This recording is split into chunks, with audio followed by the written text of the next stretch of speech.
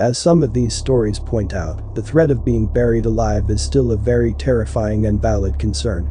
Being buried alive ranks pretty high on the list of terrible ways to die, and it used to happen a lot more than it does now. In fact, in the earlier days of medicine, it was much more difficult to determine if someone was actually dead or just in a coma, emaciated, or paralyzed. Starting around the 18th century, suspected corpses were subjected to abusive tests to establish death. It ranged from the fairly benign nipple pinching all the way up to hot pokers inserted in their rectums. If no complaints registered on that last test, it must certainly be safe to presume them dead. Laughter ensued in 1846 when French Dr. Eugene Bouchet suggested the use of new stethoscope technology to listen for the existence of a heartbeat. Well, we should feel thankful that the days of inferior medical equipment and lack of knowledge are mostly behind us. We haven't rid humanity of this horrible experience quite yet. There is evil in the world that still makes the threat of being buried alive a valid concern, as some of these stories point out. Good luck sleeping tonight after reading these, especially if you suffer from taphophobia, the fear of being buried alive. True stories of being buried alive. Wikimedia Commons. The premature burial by Antoine Weerts. In 1937, a 19-year-old from France named Angelo Hayes went for a motorcycle ride. Perhaps he had minimal knowledge of how to operate such a vehicle, because he ended up crashing it and slamming head first into a brick wall. When help arrived, they found Hayes' head was mangled and he had no pulse. He was so terrible to look at that his parents were kept from seeing him for their own good. Hayes was declared dead and buried 3 days later. Due to an investigation by an insurance company, the body of Angelo Hayes was exhumed 2 days after the funeral. It was quite the surprise to find that his body was still warm. Apparently, in the aftermath of the accident, his body put itself into a deep coma and required very little oxygen to upkeep his system. After being buried alive, Hayes received proper medical care and went on to make a miraculous full recovery. He then invented a type of security coffin that he toured across France. It was reported to contain a small oven, a refrigerator, and a hi-fi cassette player. Octavia Smith Hatcher. Octavia Smith Hatcher grave. In 1889, Octavia Smith married a wealthy Kentuckian named James Hatcher. The newlyweds had a son whom they named Jacob. However, infant mortality rates being what they were in the late 1800s, Jacob died in infancy. Losing her son put Octavia in a deep depression, and she was bedridden for several months. During this time, she also began showing signs of a mysterious illness. Eventually, her body entered a coma-like state, and nobody could awaken her. She was pronounced dead in May of 1891, just 4 months after Jacob's death. It was an unusually hot May that year, and so Octavia was buried quickly. Embalming was not yet common practice.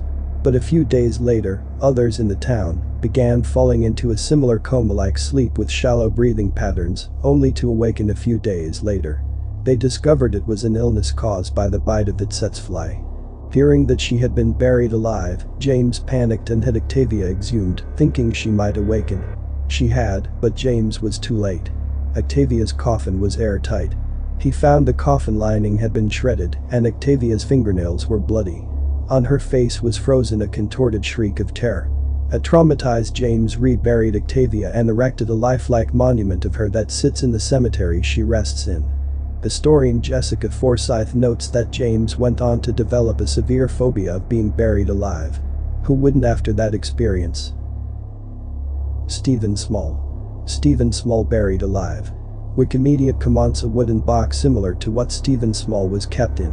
One night in 1987, a 39-year-old Illinois businessman named Stephen Small received a phone call that one of his renovation projects was being broken into.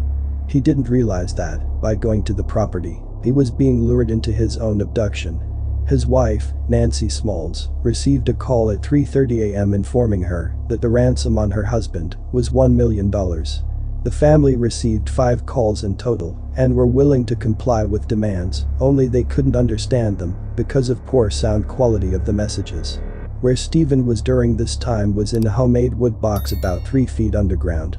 His abductors provided him with a flimsy breathing tube and some water, suggesting they intended to let him live if they got payment. But something happened that they maybe didn't plan on. Stephen's breathing tube failed.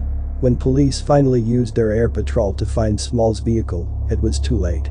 They couldn't pinpoint how long he'd been inside the box, but they did deduct that he'd been dead for several hours. His abductors, Daniel Edwards, 30, and Nancy Risch, 26, were convicted of first-degree murder and aggravated kidnapping. They planned it, said Kankakee Deputy Chief Robert Pepin. They built a box. They put a ventilation system in. Jessica Lunsford. In March of 2005, sex offender John Evander Cowie kidnapped and raped 9-year-old Jessica Lunsford. Murder was also among the charges as Cowie buried the girl, bound in speaker wire, in a trash bag near her home in Homosassa. The only thing is, Jessica wasn't dead when Cowie put her in the bag. Heartbreakingly, nobody discovered the girl's makeshift burial site, hidden under some leaves, until 3 weeks later. The medical examiner ruled that Jessica died of asphyxiation and that she'd managed to poke 2 holes in the trash bag before she ran out of oxygen. Her fingers were sticking out of the holes when they uncovered the bag. Buried inside with Jessica was her favorite stuffed animal, a purple dolphin Cowie let her bring along when he abducted her. As much of a gut punch as this story is, we can take some solace in where this landed Cowie. He was caught, prosecuted, and sentenced to death, though he didn't live to see his execution. Cowie died of cancer, some sources cite the unpleasant anal variety, in prison. Earlier, at his sentencing court date, Cowie mentioned that he would apologize to Jessica in heaven. "I have bad news," Jessica's father, Mark Lunsford, said. "I don't think you're going to make it there." Anna Hochwald. Pixabay. A hasty burial for Anna turned out to be a hazard to her health. Most of what can be gleaned from this unfortunate case is from a newspaper article dating back to 1884. Kentucky's Hickman Courier reported that a young lady by the name of Anna Hochwald was dressing for her brother's wedding and sat down to rest in the kitchen. When someone checked in on her a few minutes later, she was still there, her head leaning against the wall, and apparently lifeless, the paper reported. Medical aid arrived. And the doctor assumed she was dead when he couldn't revive her. Anna's generally nervous nature and the fact that she suffered from heart palpitations was the flimsy cause of death. However, this assumption didn't sit well with some of Anna's friends, who thought her ears still looked pink, as though blood was flowing through them. Anna was buried the next day, and her friends told her parents of their earlier observation. Of course. This perplexed her parents to the point of having her dug back up. They found the worst-case scenario: Anna's body was turned onto its side, fingers gnawed almost to the bone, and hair torn out by the handful. If you like this video and want to see more of this content, please like it, subscribe to the channel and click on the bell. And if you didn't like it, then write in the comments what exactly you didn't like. Thank you for the views, see you soon.